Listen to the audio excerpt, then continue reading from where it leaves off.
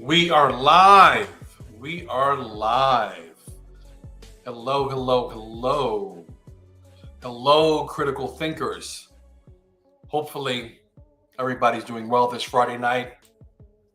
Tonight is not going to be a very long live stream. Tonight, I'm going to be providing you with court updates on the Messiah Nantwi beating death at Mid-State Correctional Facility. Now, this live stream is not going to be, like typically my live streams are at least 45 minutes. Today's going to be 15 to 20 minutes max because there aren't any major updates or major developments in the Messiah Nantwi case. Tonight, let me turn off this music. Tonight, we're going to be going over 6 defendants who appeared in court today. But before I get started, if everyone could please do me a favor, please like the stream, share it, like the video, share it, comment below, let me know where you're watching from. I'd love to read where you're watching from, whether it's from upstate New York, whether you're in Florida, whether you're from the Mid-East, West Coast, wherever you're watching from, London, UK. Let me know where you're watching from. That will be greatly appreciated. Like the stream to help with the algorithm. This content is not widely pushed out by YouTube, so I definitely need your help to get the message out there. Special shout out and thanks to Elizabeth Miller, who's watching from PA. We have Al Razik, Brooklyn in the building. Yes, indeed, Brooklyn is indeed in the building. We got Sharon back again from Bethlehem, Pennsylvania. Welcome, Sharon. Thank you for being here. So please do me a favor. Just like the stream, share it, comment, and subscribe to the channel. So again, we're going to be going over 6 defendants today. And by the way, the sources that I use for my live stream are in the description of this video. So no one has to guess where the information is coming from. The links are in the description. Also, just another FYI, there are some people who don't care much for commentary, who just want to see a court proceeding without commentary. This is not one of those channels. So if by any chance you want to watch the video of any court proceeding, just go into the links and click on that. And because I will be making commentary on what we're watching. Today's not a very video-driven live stream. So I'm going to be just presenting you with the facts in terms of what happened in Oneida County Court today, August 8th, 2025. So 6 defendants. I'm going to start off with the first defendant who appeared in court. Correctional officers that appeared in court today, Thomas Eck. The defense for Thomas Eck, who's facing a manslaughter charge, argued that there is no evidence to suggest that he intended to hurt Messiah Nantwi severely. Now, I'm just going to stop it there really quick because this reminds me of when you have these defense attorneys in court saying, his intention wasn't to really hurt, the individual. I did a video about Anthony Farina, who claimed that he was trying to help Robert Brooks when he shoved a sanitary napkin down his mouth. So we will find that these defense attorneys will make these ridiculous arguments in court that don't hold up. But going back to Thomas Eck, so the defense attempted to argue that he did not intend to hurt Nantwi severely, to which the prosecution argued that Eck, as a corrections officer, has a duty to protect inmates regardless. Eck was scheduled to reappear in court for further proceedings on October 28th. His trial date was set tentatively for January 5th, 2026. That's Thomas Eck. Clemck. The defense for Craig Clemck, who's also facing manslaughter charge, sought to have his trial held independently from the other officers accused of being involved in the death of Messiah Nantwi. The defense said Clemck was present at only one of the 3 locations within the facility where Nantwi was beaten, and the jury will be confused Those spots are Nantwi's cell, our stairwell, and the infirmary. For some reason, a lot of these cases I've been covering, these beatings occur in three. This happened with Robert Brooks. This happened with Christopher Keeles, who's still alive, and we haven't seen charges in the Christopher Keeles beating case. But these things happen in threes. It starts with, let's say, on the way to the mess hall, first beating, they get beaten again in the transportation van, and then they get beaten again in the infirmaries of these correctional institutions in New York State. So let's continue on with Craig Clemck and what happened with him. The prosecution said this argument was void in terms of the defense attorney was saying that he wants his case separated because it might confuse the jury. So the prosecution said this argument was void because Clemck was present at the scene of Nantwi's death regardless. Clemck is scheduled to reappear in court October 29th for additional proceedings. His trial date has yet to be determined because his attorney is scheduled for a murder trial in Delaware County in January of 2026. Let's move on to the third defendant who had a court date, who is Caleb Blair. The defense for Caleb Blair, the defense for murder defendant Caleb Blair requested to have his trial held separately. So these motions, we're going to find all of these defendants are going to want to separate themselves from the herd. From the others who are accused and argued that evidence related to a footprint on Nantwi's body should be dismissed. He will return to court on October 27th for a suppression hearing. His trial date is to be determined. So again, Caleb Blair is going to reappear in court October 27th. He does not have a trial date set yet. Let's jump to the next defendant, which is Jonah Levi. The defense for Jonah Levi, who's also facing a murder charge, argued that there is no evidence to suggest that Levi did not care about Nantwi's well-being. I want to shake my head when I actually hear these arguments in court. Not caring for someone's well-being, what would give that away? The punches to the head, the stomps to the face, in which Messiah Nantwi was unrecognizable. So, and again, I understand defense attorneys have a job to do. They have to defend their clients' rights and defend them in court and try to get them off. So I get it, but we have to understand these arguments and take it for the malarkey that it truly is. Let's continue with Jonah Levi. He also indicated, the defense attorney for Jonah Levi, that he may seek severance. He is scheduled to return to court on October 30th for a suppression hearing. His trial date is to be determined. So again, just like what we saw in the Robert Brooks case, you had defendants who ended up speaking with state investigators. They spoke with state police, and this, I'm speculating this might be the case in reference to these suppression hearings. And in the Robert Brooks case, we still have to hear back in reference to whether statements are going to be thrown out from those correctional officers. So, and it's really a shame. I don't believe this. I don't believe these proceedings were televised. And the last set of Robert Brooks, proceedings, they were not televised, and that was intentional. I have a few more things about Jonah Levi. Counsel for another defendant, Jonah Levi, attempted to have the murder charge against his client dismissed. So Jonah Levi his attorney attempted to have the murder charge dismissed. Prosecutors allege Levi is responsible for throwing Nantwi down the stairs. The judge denied the motion to dismiss. So again, okay. Now let's jump to two more defendants.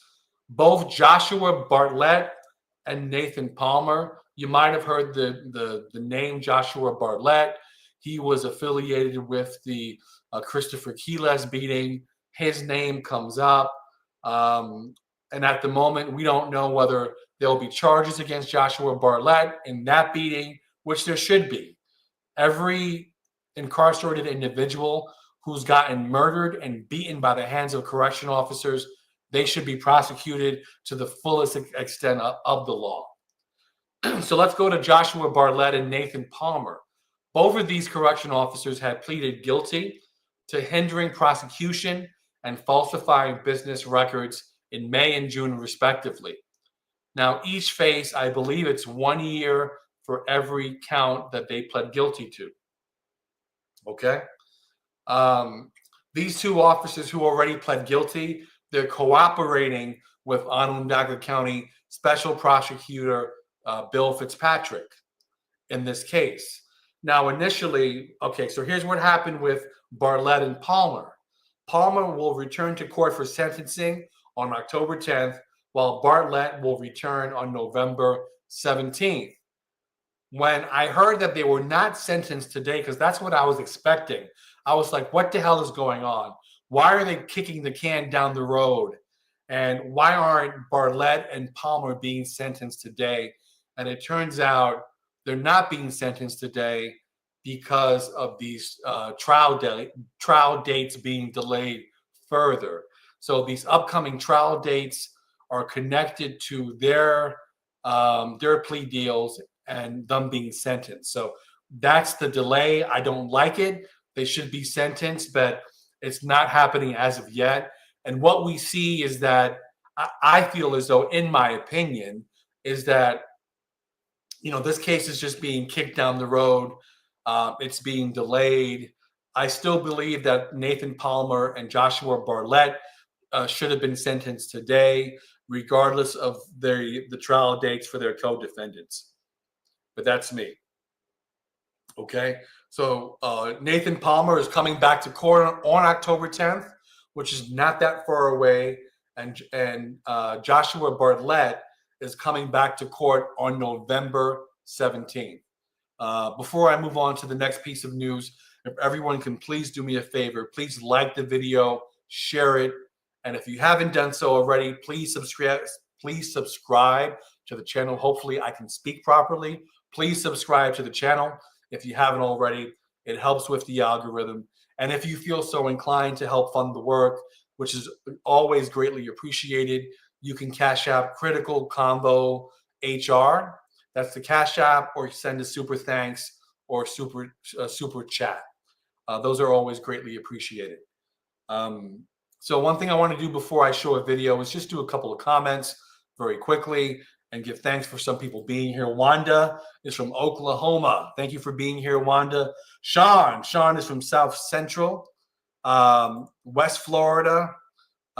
You are very welcome, Sean. Thank you for being here.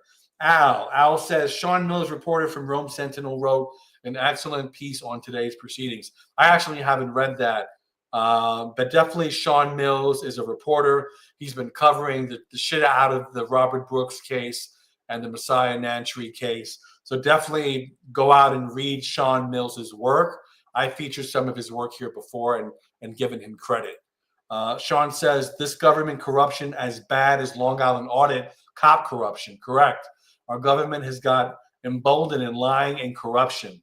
They want us to spend our tax dollars on 2A for our safety. We have Chris Milkey saying, good evening, everyone. Sean saying, this is all biblical that you are exposing. CC, God hates a liar. Absolutely. Like the level of corruption in New York State Department of Corrections is just, it's widespread, and it's systemic.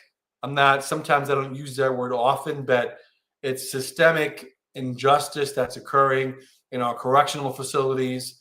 It's set up for correctional officers to engage in fraud, to murder and beat individuals, and they get away with it constantly. So the case of Robert Brooks and Messiah Nantwi is shedding light on what's happening, but these are not the first set of incarcerated individuals who have been beaten or murdered by the hands of correctional officers. There are many, many more.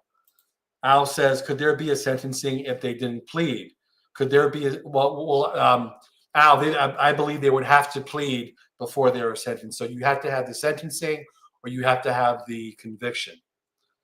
Al says, you're doing good, brother. You're clear and concise. I'm trying. BJ Webbs, thank you, Critical Conversations, for updates from Northern New York. Thank you for being here, BJ Webbs, a longtime supporter and viewer. I appreciate you, BJ. Thank you. Okay, so I'm gonna play. Some people need to have visual stimulation. Some people like articles, reading. Some people like just words. I'm gonna play a news story in regards to what happened in court today. This is not long. This is about 2 minutes. So I'm gonna play this for us now, and I may stop it and pause it. Some of you hate my commentary. That's okay. So the link to the video is in the description. So if you don't want to hear commentary, that's okay. No harm, no foul. Definitely click on the links and support those other news channels.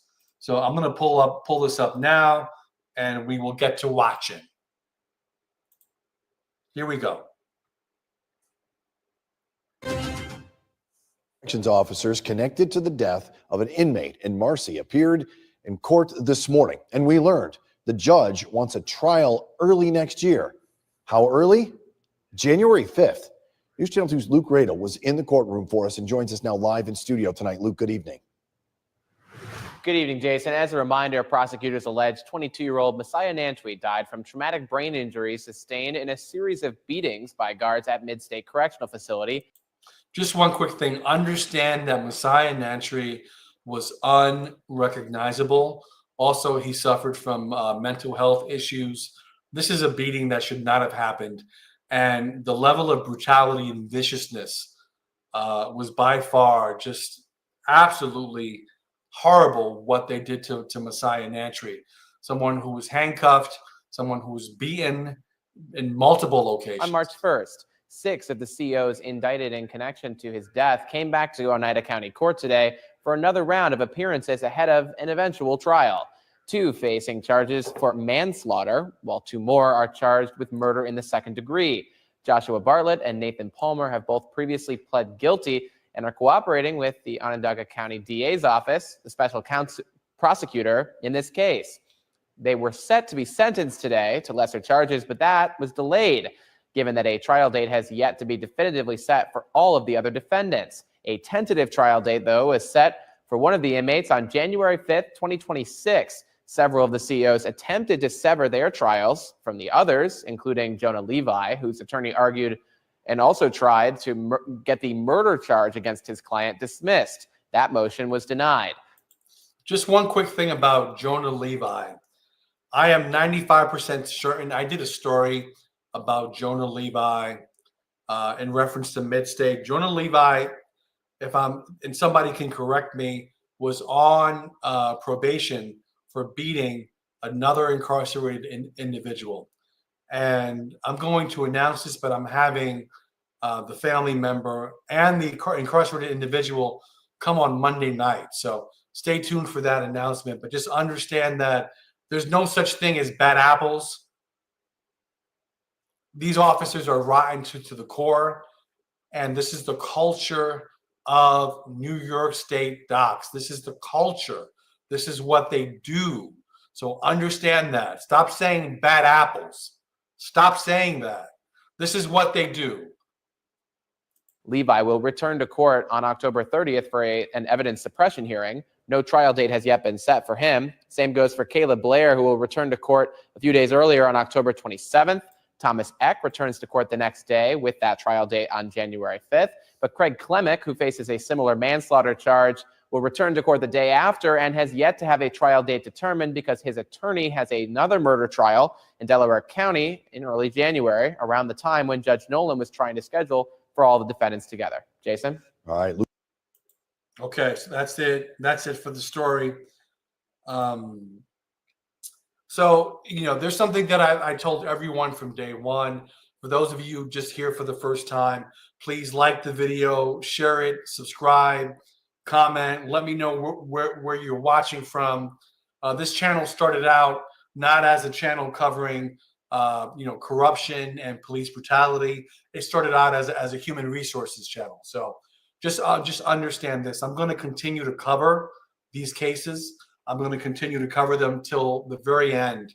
So I started covering Robert Brooks in December after I watched the video. Now we're in August, and we have one correction officer sentenced to do real time. Christopher Walrath sentenced to 15 years. As many of you all already know, if you're not familiar with the Robert Brooks case or Messiah Nantwi, go in my video selection and just take a look. I have folders set up based on these cases. So if you want to binge watch and go back to December and watch those videos and see how everything has transpired if you're just becoming aware about Robert Brooks and Messiah Nantwi. So I am putting the link, actually put up the link in the chat. If anybody wants to come on and chit chat with me, I'm not going to wait too long. So if you want to come on and let me know how you feel about this. I mean, I can't be the only one out here that's outraged in terms of what's happening in our New York State correctional facilities. I know I can't be the only one. Many of you have stories. Many of you have emailed me and told me your stories about being beaten and being incarcerated. And so I thank you for sharing. I thank you for sharing your stories. I thank you for watching and keeping these stories alive, because the only way that this injustice stops or we slow it down is by spreading this information out there, because it's systematically set up for people to get beaten and murdered with zero accountability. And the only way we got accountability, some accountability with Robert Brooks, we have one person sentenced to real time, is because of those videos that those officers did not think were on. Those body cams were on standby mode, and it captured the murder of Robert Brooks. It captured the brutality, and also it captured what happens on a regular basis, not only in Marcy, but across the New York State Department of Corrections. So if there's anyone out there who wants to come on, I put the link in the chat.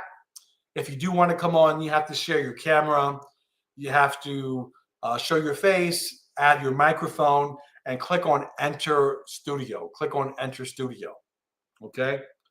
I'll go over a few quick comments very quickly, and then I will end the stream. As I mentioned, this is not a very news-heavy driven stream, because stuff is being kicked down the road. Okay, we got BJ Webb says, so many of them are so evil and sadistic. It's scary. How many of their families have no idea of the sadistic evil monsters they live with? Horrendous evil they have done. Yes, there's been a lot of evil done in these correctional facilities that have to come to light. We got Cremo Ice. How you doing, Cremo Ice? I'm in New York, my brother. Thank you for being here. Really, really appreciate it. Cremo Ice, again, PP and I have been following all these devils doing demonic demonstrations. Very good point. Just understand that what's happening here is evil. It's evil. That's the best way of describing what's occurring, taking advantage of individuals, especially while they're handcuffed, they're vulnerable. It's nothing short of evil. I've always said, if you want to fight, there's nothing wrong with fighting. Join the MMA, go into mixed martial arts, have a fair fight. 20 correction officers on one individual who's handcuffed, it's not a fair fight. It's a effing disgrace. And if that's you, you should be ashamed of yourself for participating in those crimes. Sean saying, BJ, their families probably know firsthand how evil and sadistic they are. Hope they don't have kids or pets. We have from A to B saying Walrath is at Elmira. Yes, Walrath is currently at Elmira. Based on sources, based on people that have been on the show, he should be moved to Clinton Correctional, APPU. That keeps coming up as where they house correctional officers who've been sentenced. High profile defendants are there. Okay. And Al says, take the cuffs off if you want to fight. I agree. Listen, as men, we have testosterone. Sometimes we fight. Have it be a fair fight if you do want to fight. You know, join a mixed martial arts gym, fight professionally. But what's occurring is absolutely demonic. Okay. Okay, so it is 26 minutes into the stream. We don't have anyone who wants to come on. That's okay. So again, before I end, please like the video, like the stream, share it, comment below. And if you haven't done so already, please subscribe to the channel. And my goal is to go deeper than what the mainstream media is sharing and telling with you. So everyone, take care. God bless. And I will see you next time. I will be posting a live stream for Monday. That's going to be very exciting. So stay tuned for that and subscribe and click on the bell notification icon. Select all so you get all of the notifications. Take care. God bless you.